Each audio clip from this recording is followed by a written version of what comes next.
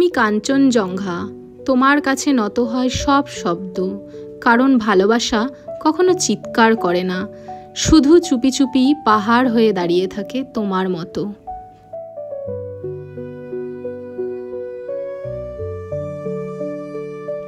প্রকৃতি যেখানে রন্ধে রন্ধে রেখে যায় ভালোবাসার ছোঁয়া, তেমনি এক অপূর্ব মায়াবী গ্রামে আজ চলো তোমাদের নিয়ে যাই।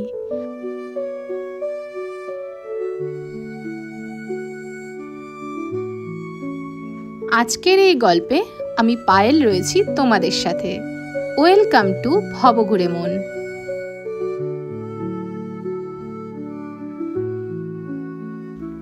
আজ আমাদের গন্তব্য হলো পাবং।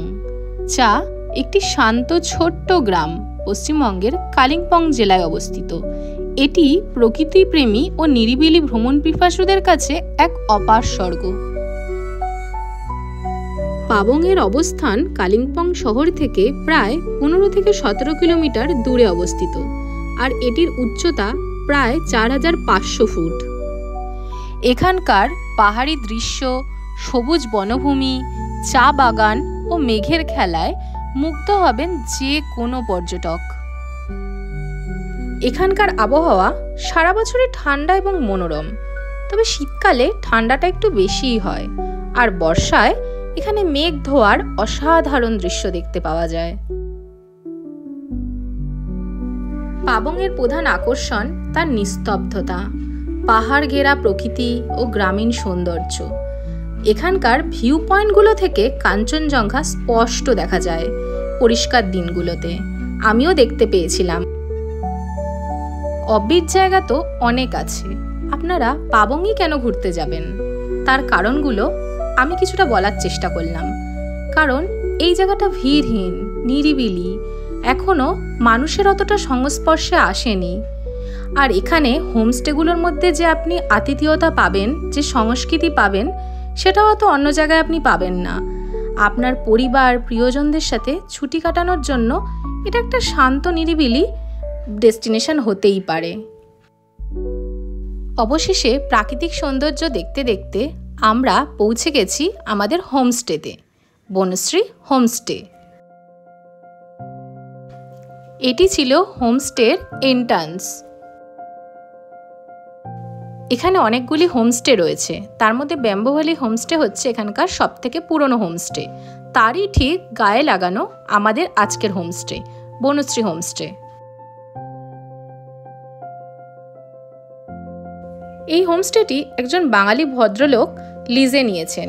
আমরা তার সাথেই বুকিং করে এখানে এসেছিলাম। স্ক্রিনে তার কন্ট্যাক্ট নাম্বার আর ডেসক্রিপশানে পুরো ডিটেলস দেওয়া থাকবে।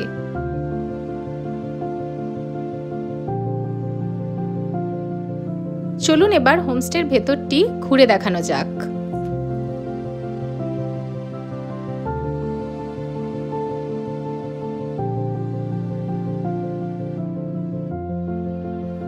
এই দাদাই এই হোমস্টের দেখাশোনা করে। যাই হোক, সিঁড়ি দিয়ে উঠে আসলে প্রথমেই একটা ওপেন ডাইনিং দেখা যাবে। এখানে আপনারা একসাথে 6-7 জন বসে খেতে পারেন। তারপর দুটো রুম, এই রুমটা ছিল আমাদের জন্য। এখানে একটা সিঙ্গেল বেড ছিল, একটা ডবল বেড ছিল, খুব সুন্দর ডেকোরেশন করা ছিল। এখানে অনায়াসে 3 জন মানুষ একটা বাচ্চা নিয়ে থাকতে পারে।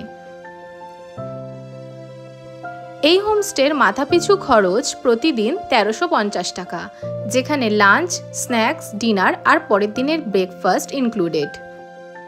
চলুন এবার বাথরুমটা দেখে নেওয়া যাক। বাথরুমটা যথেষ্ট পরিষ্কার পরিচ্ছন্ন ছিল। এখানে একটি বেসিং, গ্রিজার, ওয়েস্টার্ন কোমোড সবকিছুই ছিল। আকাশ পরিষ্কার থাকলে এখান থেকে সুন্দর ভ্যালি ভিউ পাওয়া যায়। এবার দুপুরের লাঞ্চ চলে এসেছে, দেখা যাক লাঞ্চে কি কি আছে। রয়েছে ভাত, আর রয়েছে ডাল, আর রয়েছে পাহাড়ি স্পেশাল ডিম কষা, যেটা সব হোমস্টের কমন ডিশ। আর রয়েছে একটা ফুলকপি আর মটরের ডেলিশিয়াস একটা ডিশ। আর রয়েছে ঝুড়ো ঝুড়ো আলু ভাজা। আর রয়েছে সুন্দর করে সাজানো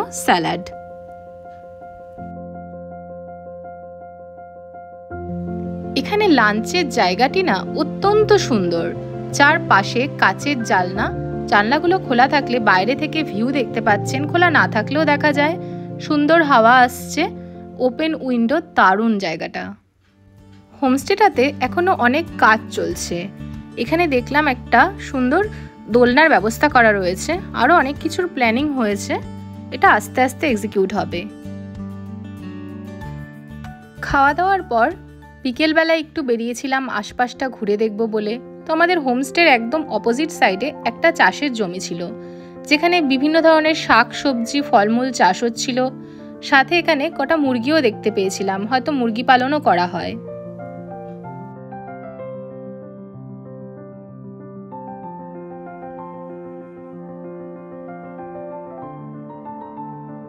ওই যে অপোজিট সাইডে আমাদের হোমস্টে দেখা যাচ্ছে, আর এদিকে চাষের জমির পিছন দিকটায় রয়েছে পাহাড়। এবার এই চাষের জমিটিকে ডান দিকে ছেড়ে আমরা আরেকটু নিচের দিকে যেতে থাকলাম, যেখানে পরপর কয়েকটি কটেজ টাইপের করা রয়েছে এবং আশেপাশে অনেক নতুন হোমস্টে তৈরি হচ্ছে।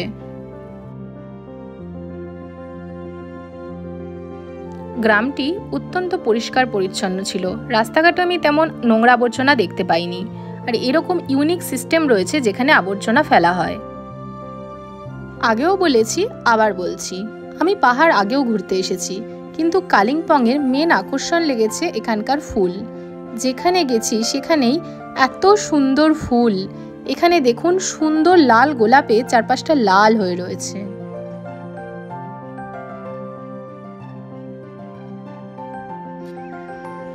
এইবার আসি কিছু ইম্পর্টেন্ট কথায়।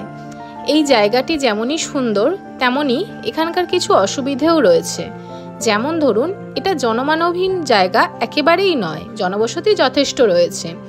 আর হোমস্টেগুলোতে অত্যাধুনিক ফেসিলিটি রয়েছে, কিন্তু এখানে কাছাকাছি কোনো ডাক্তারখানা বা মেডিকেল শপ কিছুই নেই, যেটা গ্রাম থেকে অনেকটা দূরে। সেই জন্য এখানে অতি ছোট বাচ্চা বা বয়স্ক মানুষ নিয়ে না আসাই ভালো। তবে বড়রা এখানে আসলেও কিছু এমার্জেন্সি মেডিসিন কিট সাথে রাখাই ভালো। পাবং এমন এক জায়গা যেখানে আপনি প্রকৃতির কোল ঘেঁষে সময় কাটাতে পারবেন, ভিড় ও কোলাহল থেকে অনেক দূরে।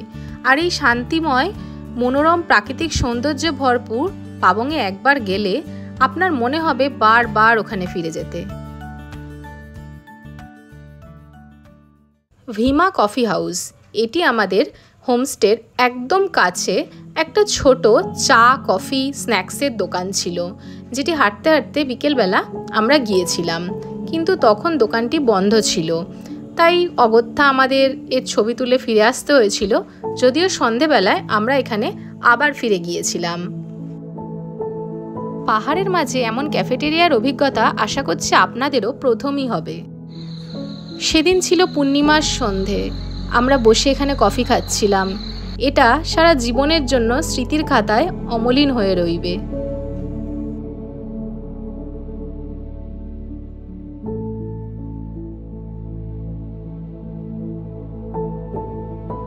সন্ধে হতেই আমাদের হোমস্টেটি রঙিন আলোয় একদম ঝকমক করছে, খুব মায়াবী লাগছিল দেখতে।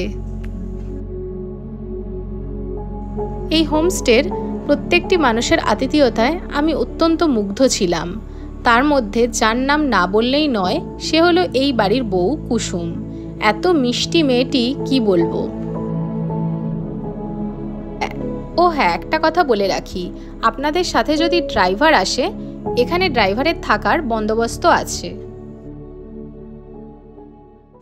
এই হোমস্টেতে টোটাল 3টি রুম রয়েছে, আর এনাদের পাশেই আরেকটি বিল্ডিং তৈরি হচ্ছে। এইবার পরিচয় করিয়ে দিই এই হোমস্টের কয়েকজন কিউট মেম্বারদের সাথে। এই ছিল কয়েকজন কিউট মেম্বার, আর একজন ডগও ছিল। পাহাড়ি লোকেদের মতো এরাও খুব মানুষ পছন্দ করে, আমাদের তো পিছুই ছাড়ছিল না। এবার আমাদের ডিনার চলে এসেছে, আর ডিনারে ছিল রুটি, একটা লোকাল সবজি আর ড্রাই চিলি চিকেন। পরের দিন সকাল সকাল খবর পেলাম কাঞ্চনজঙ্ঘা দেখা যাচ্ছে। তাই একটুও দেরি না করে সেই দিকেই ছুটলাম। ওই যে দূরে দেখা যাচ্ছে স্লিপিং বুদ্ধাকে, হোমস্টে থেকে বেরিয়েই কয়েক পা হাঁটলেই দেখা যাচ্ছে। তবে এই এত সুন্দর কাঞ্চনজঙ্ঘা দেখতে পাওয়ার সম্পূর্ণ ক্রেডিট আমি দেব দীপদা দেবসাথীদিকে, যাদের সাথে আমাদের এই হোমস্টেতে এসেই আলাপ হয়েছিল। পরে আপনাদেরকেও তাদের সাথে আলাপ করাচ্ছি। চলুন এখন কাঞ্চনজঙ্ঘার এই অপরূপ দৃশ্য দু চোখ ভরে দেখে নেওয়া যাক। কাঞ্চনজঙ্ঘাকে দেখে আমার বলতে ইচ্ছে করছিল, কতজন আসে তোমাকে দেখে ফিরে যায়, কিন্তু আমি রয়ে যাই হৃদয়ে তোমার ছায়া আঁকড়ে ধরে।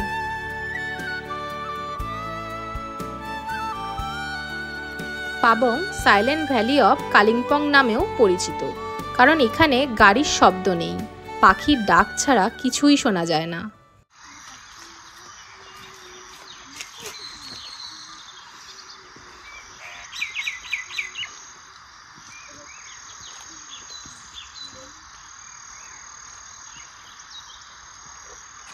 সকালবেলায় আমরা আবার ফিরে গেছিলাম ভীমা কফি হাউসে এক কাপ কফি খেতে। প্রসঙ্গত বলে রাখি, এই কফি হাউসটি চালায় অঙ্কিতা নামে একটি মেয়ে। তার নিজস্ব বাড়ির সামনের দিকেই এই কফি হাউসটি রয়েছে। এখানকার সিটিং অ্যারেঞ্জমেন্টগুলো ইকো ফ্রেন্ডলি, গাছের গুড়ি কেটে বসার চেয়ার বানানো। ও হ্যাঁ, একটা কথা বলে রাখি, যদি তোমরা এসে দেখো দোকানটি বন্ধ রয়েছে, তাহলে অবশ্যই ওনাদেরকে ফোন করে নেবে। বাড়ির ওপরই দোকান, ফোন করলে ওনারা এসে তোমরা যা চাও তা দিয়ে যাবে। আমি ফোন নাম্বারটি স্ক্রিনে দিয়ে দিচ্ছি। এই কফি হাউসটি ছিল আমার কাছে কল্পনার মতো, ঠিক যেমনটা আমি ভাবতাম। পাহাড়ের কোলে বসে এক কাপ চা খাবো আর সাথে এরকম কিউট ডগদের সাথে সময় কাটাবো। এই হলো দীপদা আর দেবসাথীদি, যারা আমাদের হোমস্টেতে আমাদের পাশের রুমেই ছিল। আমাদের এত ভালো বন্ধুত্ব হয়ে গেছিল যে আমরা একসাথেই ঘুরে বেড়াচ্ছিলাম। সত্যি কথা বলতে গেলে এই হঠাৎ পরিচিত বন্ধু আর তার সাথে এক কাপ চা, পাহাড়ের কোলে বসে আড্ডা, এ যেন সারা জীবনের জন্য স্মৃতির খাতায় অমলিন হয়ে রইবে। আজ আমাদের ফেরার পালা, তাই গল্পের আসর শেষ করে আমরা হোমস্টেতে ফিরলাম। ফিরে দেখছি আমাদের ব্রেকফাস্ট রেডি। ব্রেকফাস্টে ছিল আমাদের লুচি আর আলুর তরকারি, আর ছিল গরম গরম চা।